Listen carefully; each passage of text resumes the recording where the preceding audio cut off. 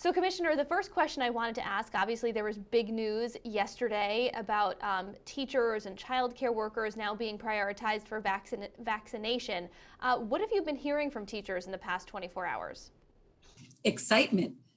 So this is such a good moment for Rhode Island. We have been advocating for a very long time, and now that we have extra vaccines, this is a great moment for our educators. And it's not just teachers, it's anyone that really has close contact in the educational field. So teachers' assistants, bus drivers, bus monitors. It's a whole new day. We've talked about this before in terms of the surveillance testing, a very low percent positive rate, I think around 1%. So why then do you feel it's so important to get teachers vaccinated if what you're seeing is a very low spread of coronavirus inside of schools? You're right, there is a low spread. But the way that we've handled the coronavirus has been about mitigation, right? It's about keeping these educational institutions safe, as safe as possible, right? As safe as it can be. So we've always added another layer and another layer and another layer. And this is just one more layer of mitigation to put in place. The governor was asked this question yesterday, not this exact question, but a version of it. And I'm hoping you could answer it too. Why do you think it's important to prioritize teachers over other folks? And do you support the idea that a healthy 25-year-old teacher is getting the shot before someone with multiple underlying health conditions?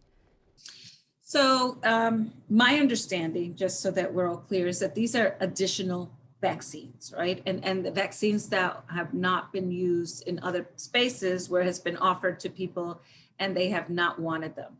I think that that's really a question for the Department of Health.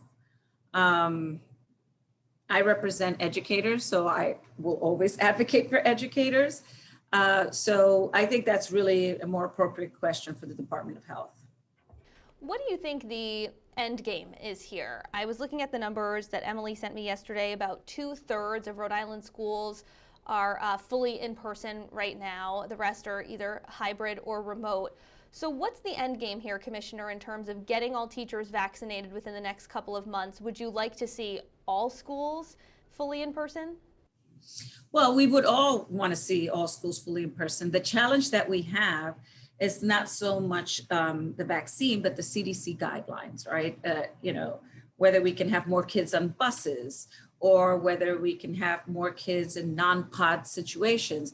So there are still some challenges ahead of us, but we have constantly said that we are putting in the mitigation so that we can have in-person learning. We know that it's the best. It's been a long time now. And I get emails every day from parents who are saying, okay, that's hybrid has been okay, but we need our kids to be in person. Luckily, a good 80% of our schools are in person all the time. And then we have the hybrid model and just a few that are virtual. So the idea is that we're going to keep moving forward as we put in more mitigation. And hopefully if the CDC changes their guideline, that we move in the direction of having all kids in schools. So if the CDC changes its guidelines, because one of the things that stuck out to me was that with the current timeline for teachers, most teachers are not going to be fully vaccinated until sometime in April. And then that really only leaves the month of May and a little bit of June in terms of public schools, at least. So it just felt like there's not a lot of time left in the school year by the time that teachers are fully vaccinated. So you're saying it's not really about the vaccine timeline, it's more about the CDC guidelines. Well, yes, for getting kids back in, the ones that are hybrid. And even if they get 1 month of all 5 days, that's a big deal, right? It's a big deal because it's not just the academics, it's the social emotional piece. There's just so many things that our kids and families are missing. And I don't mean missing in the sense of, oh, that would be nice, but really part of their development. So that's what's been holding us back. I met with a superintendent this morning who said, I want to get all my kids back. We're ready. We're ready to do this. And in some cases, some communities have spoken to the parents and have already started doing that. Not waiting for any guidelines, knowing that they have not had any outbreaks, that they have been a really safe location. So I think everybody's ready to be back where we should be. I know I've asked you this question before, but I figured I would revisit it because of yesterday's announcement. Is there any conversation about making vaccines a requirement for teachers? So right now we're working with all the educators to ensure that they have the vaccine. We have heard very little pushback or anyone not wanting the vaccine at this point. It's very early on. Maybe next week I'll have a different answer, but right now we are in a place where educators are really excited and are clamoring to get their shots.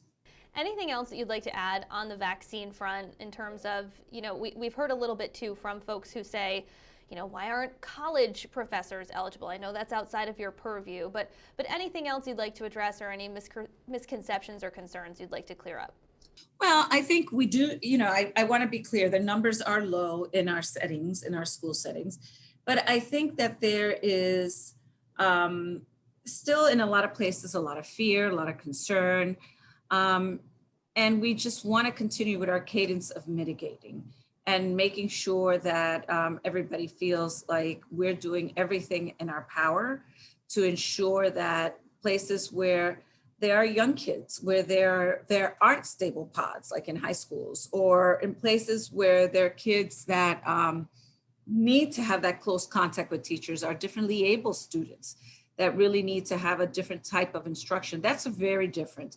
So we want to make sure that those are the places that we are protecting, and in turn protecting families when they go home. So I think it just makes sense. And at the end of the day, almost every other state is doing this, and the president has asked us to do this. So I think that we are doing what everybody else is doing. We're not doing something different. So I know that it poses challenges for different types of people who say, well, what about this person? What about that person? I am hoping that in the next 3 months, we'll all be vaccinated, right? It won't be a conversation that we're having. It's been moving pretty quickly. So I just, we'll see. We'll see. Week by week, things change. That is for sure. It seems sometimes like hour by hour things change. I wanted to ask you too, Commissioner, just quickly. I know we've talked about the RYCAST test before. Massachusetts announced that they're going to be delaying those assessments. Any plans right now on the table to delay or postpone the RYCAST exams? No. So I say this with a little bit of joy. We're in a different place than Massachusetts. Massachusetts is going back for the first time in many other districts this week and next week. We've been here. We've been open. We've been open since September. We've been open. So we're in a very different place. But what we need is to know where our kids are. So for us, the assessment is not about accountability. We put in for the accountability waiver. So that's not the issue for us. We need to know where our kids are. Everybody's talking about gaps, learning loss. Well, how do we know? If not, everything we're sort of guessing. And I think that's the conversation that is really important for us, is to get the student level data. So we're not making those changes right now. And remind me, the RYCAST exams, those are taken in person? Yes. So even if a student is currently distance learning or in hybrid learning, they have to come in to take that exam? Well, I think the district has to figure it out. So we have been doing access assessment, which is for the multilingual learners, and some of them have not been in school. And what we've done is made appointments with families, made sure that there's social distancing, there's plexiglass, there's all the mitigation that's possible for that to happen. So we've been doing that, and we are in a great place right now in terms of that assessment. I just think we're not looking to ding anyone. This is not about accountability. This is important for us to know where our kids are, because we have to provide support. If a child comes back that they actually, this pandemic has caused a 9-month gap, a 3-year gap, whatever that is, we need to know so that we can start working on how do we support that student, the school district, the families, the teachers. How do we get the resources in the right hands is really important for us, and that we really support the kids with what they need. And I was reading on social media, and I know social media is not always accurate, so I want to make sure that I understand. Can students and parents opt out of the RYCAST exam? Well, we have not been given that option. The government, the federal government has made it very clear that we have to administer the RYCAST. And why would you want to? You'd want to know right now. We're going to have an insurgence of stimulus funding to support kids' learning.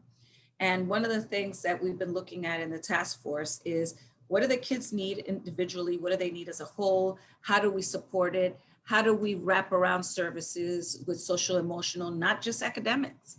But what do the kids really need? And how do we make it fun for kids, right? But we need to know. So if you're a year behind, this is what we're going to do. These are the things we're going to support you with. This is what we hope to see. So I don't see why we would want to do that. I know we spent a lot of time on vaccines and RYCAST. Anything else you want to let people know about right now? I just think that we're moving ahead. We're really looking at accelerating learning. We're not looking at just having interventions. Interventions, it's just to remediate. We're looking to have access to accelerated coursework instruction for our students. We don't want to go back to where we were pre-pandemic. That's not where we want to be. We want to be able to exceed where we were pre-pandemic. So that means that we need to really work really hard to make sure that we are meeting the expectations of all students. And that may mean supporting teachers. It may mean getting them resources. It may mean having an extra half an hour a day for kids. All those things are really important right now. And we're listening. I said this before, parents, we listen. We are listening to what your children need. And we're trying to meet everybody's needs. And it's going to be hard, but we need to hear from you as well. Commissioner, thank you as always for your time. Thank you.